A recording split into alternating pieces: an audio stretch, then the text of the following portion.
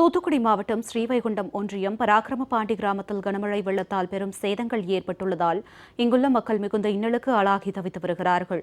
இதுகுறித்து அறிந்த கழக பொதுச் செயலாளர் புரட்சித்தாய் சின்னம்மா பாதிக்கப்பட்ட மக்களுக்கு நிவாரண உதவிப் பொருட்களை வழங்கினார்.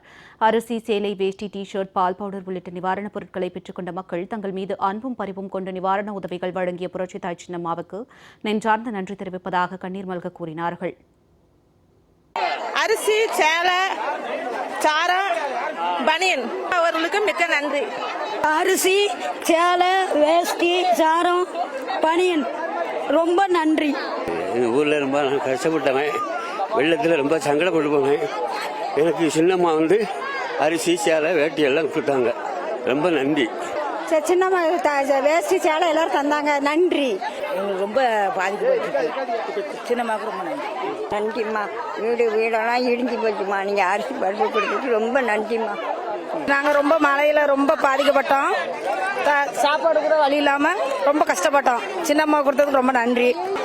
சாப்பாட்டுக்கா, காப்பிக்கா எல்லாமே கஷ்டப்பட்டோம்.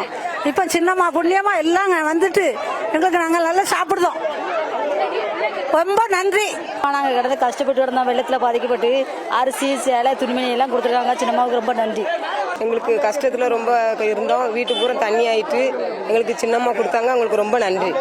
ரொம்ப எல்லாம் எங்கள் ஊர் மக்கள் எல்லாரும் ரொம்ப கடமை.